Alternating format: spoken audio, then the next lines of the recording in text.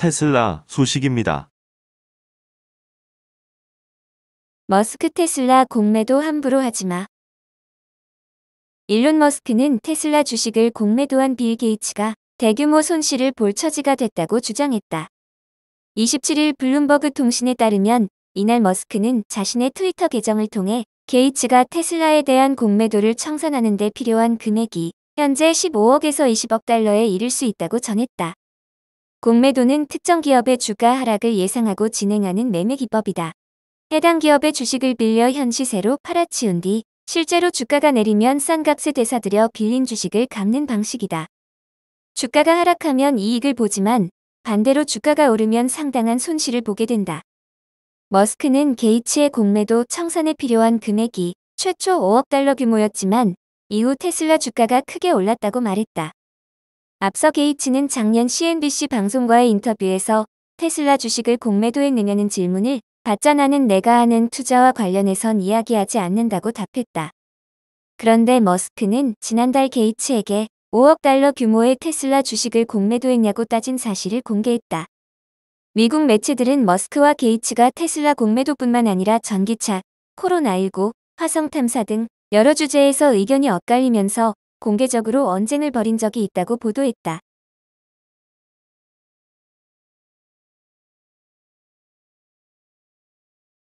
애플 소식입니다. 50만원짜리가 5,700만원. 단종된 아이팟의 반전 가격. 애플의 mp3 플레이어 아이팟이 출시 21년 만에 단종을 선언한 가운데 아이팟 1세대 제품 가격이 폭등하고 있다.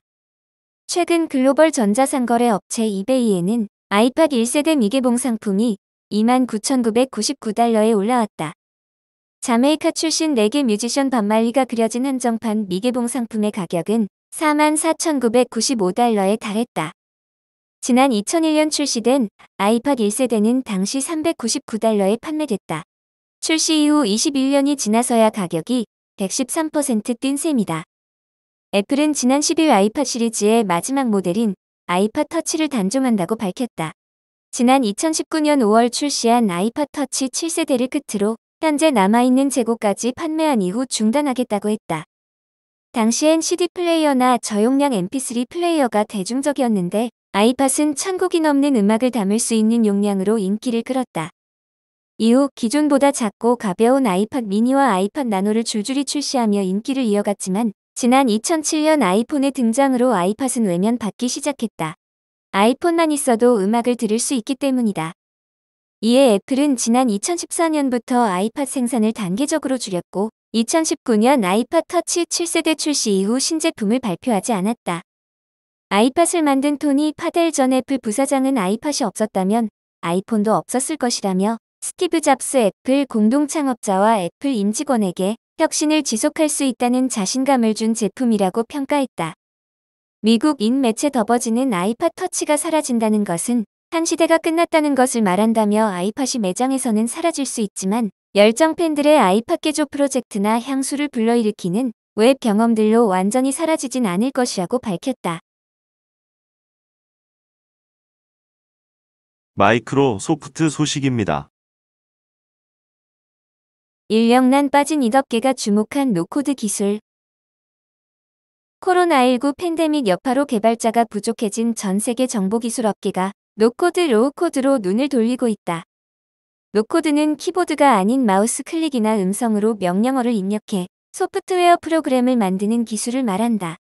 로우코드는 키보드를 사용하지만 최소한의 코딩 지식만을 필요로 한다. 이 업계가 구인난에 빠진 건 코로나19 확산을 계기로 디지털 전환 속도가 빨라지면서 인공지능, 플랫폼, 빅데이터 등에 대한 수요가 급증했기 때문이다. 29일 미 투자은행 모건 스탠리에 따르면 세계는 2024년까지 약 3,800만 명의 개발자를 필요로 할 것으로 추정된다. 2년 안에 현재 2,600만 명보다 1,200만 명이 더 필요해질 것이란 관측이다. 이처럼 불균형한 수요와 공급의 간극을 좁혀주는 게 노코드 로우코드다. 대부분의 노코드 로우코드 서비스는 직관적으로 구성돼 있어 비개발자도 사용법만 배우면 쉽게 프로그램을 만들 수 있다. 미리 만들어진 요소들을 쓰기 때문에 오류를 대폭 줄일 수 있다는 것도 장점이다. 기업들은 재택근무 관련 인프라 구축 등의 노코드 로우코드를 활용하고 있다. 시장조사업체 EDC가 지난 1월 380곳의 기업을 대상으로 실시한 설문조사에서 전체 응답자의 48.6%는 사내에서 혁신을 추진하기 위해, 39.3%는 코로나19 팬데믹과 관련된 필요에 의해 노코드 또는 로우코드 서비스를 구매했다고 밝혔다.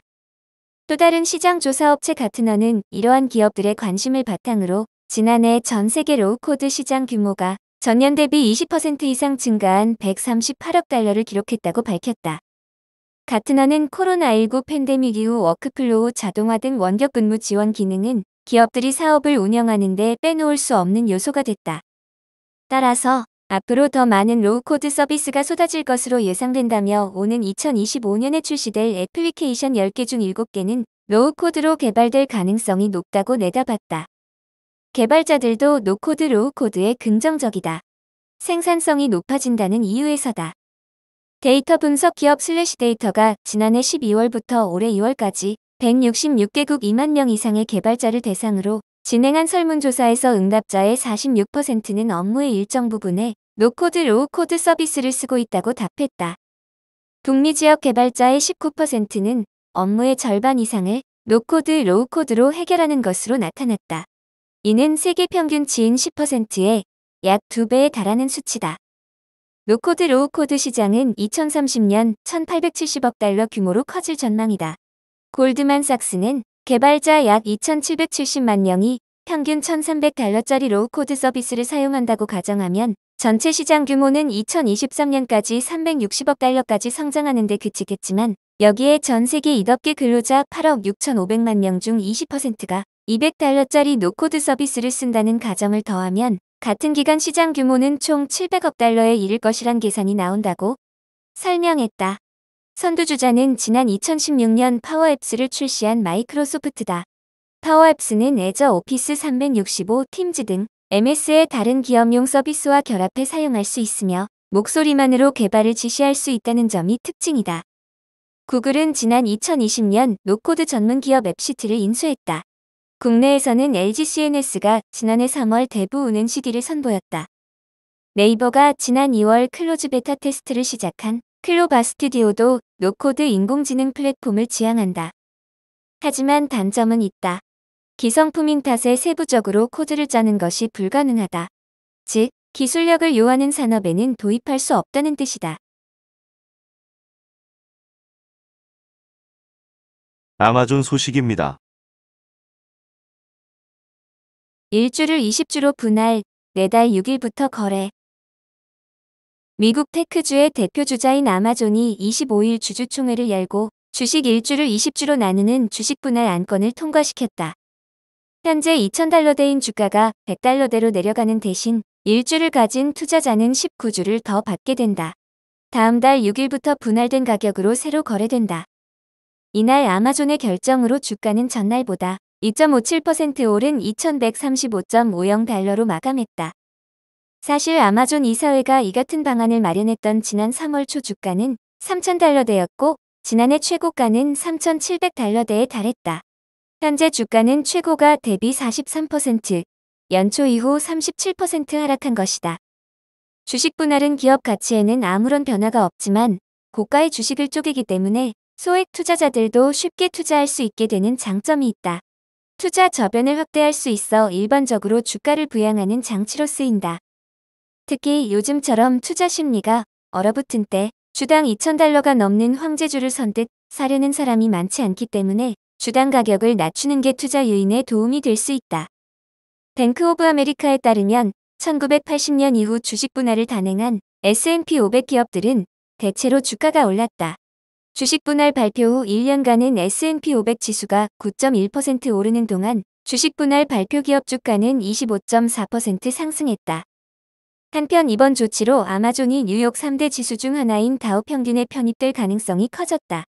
다우 평균은 뉴욕 증시에 상장된 우량 기업 주식 30종목을 기준으로 산출한다. 시가총액을 기준으로 지수 내 비중을 결정하는 S&P 500이나 나스닥과 달리 주가에 따라 지수 내 비중을 결정하는 가격가 중 산출 방식을 쓴다. 이 때문에 주가가 너무 높은 기업은 지수를 왜곡할 가능성이 있어 편입하지 않는데 이제 편입에 적절한 수준으로 가격이 낮아지게 됐다.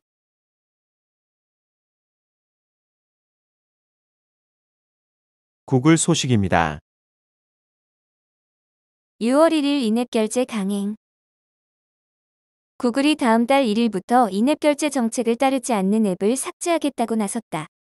방송통신위원회가 아직 이렇다 할 대응을 마련하지 못한 상황에서 앱 개발사 및 이용자들의 피해가 계속될 것이란 우려가 나온다. 27일 업계에 따르면 구글은 6월부터 앱 내에서 외부 결제용 아웃링크를 제공하는 앱을 구글 플레이 스토어에서 삭제한다. 이미 지난달부터는 아웃링크를 제공하는 앱의 플레이 스토어 업데이트를 금지하고 있다. 구글의 인앱 결제 강제 정책 시행 이후 앱 개발사와 이용자들의 피해는 늘어나고 있다. OTT를 비롯해 웹툰 음원 플랫폼 등이 울며 겨자 먹기로 콘텐츠 요금을 줄줄이 인상했기 때문이다. 웨이브와 티빙 시즌 등의 OTT는 인앱 결제 시 약 15%의 요금을 인상했고, 음원 플랫폼인 바이브와 플로 역시 14에서 16%의 인상률을 기록했다. 네이버 웹툰의 경우에는 구글 수수료뿐만 아니라 글로벌 사업 확대 및 IP 비즈니스 고도화 등을 언급하며 쿠키 가격을 20% 인상했다. 이에 방통위는 앱 개발사 및 이용자들의 피해를 방지하기 위해 지난달 17일부터 실태조사에 착수했다. 다만 업계에서는 방통위의 선제적인 대응이 없어 이미 콘텐츠 가격을 인상한 만큼 미온적이었던 방통위의 자세에 아쉬움을 드러내고 있다. 방통위 측은 특정 결제 방식 강제 등 신설된 금지 행위 유형에 국한하지 않고 기존 불합리하거나 차별적인 조건 제한의 부당한 부과 금지를 비롯해 공정 경쟁 저해 및 이용자 이익 침해 행위 전반을 확인할 것이라고 밝혔다. 실태조사의 경우 구글의 앱 삭제 조치가 시작되는 6월 1일까지 마무리되기는 어려울 것으로 전망된다. 전혜선 방통위 통신시장조사과장은 구글과 애플의 경우 외국 사업자라 자료 요청 시 영문으로 번역하고 외국으로 갔다가 돌아오는 데 시간이 소요되고 있다며 최대한 서두르고 있지만 시간이 걸릴 수밖에 없는 부분이 있다. 6월 1일은 넘어갈 것 같다고 밝혔다. 방통위는 실태조사 과정에서 구글의 위법 사실이 확인될 경우 실태조사 마무리와 상관없이 절차에 따라 시정 조치가 진행될 수 있게 준비한다는 방침이다. 전 과장은 앱의 삭제는 삭제의 사유나 사전 고지 등의 절차를 따라야 한다며 결제 정책을 따르지 않았다는 이유로 앱을 삭제한다면 전기통신사업법 시행령을 위반한 것으로 판단할 수 있다고 말했다. 이어 이 부분이 입증 가능하다면 과징금이나 시정명령 처분이 가능할 것으로 판단하고 있다고 덧붙였다.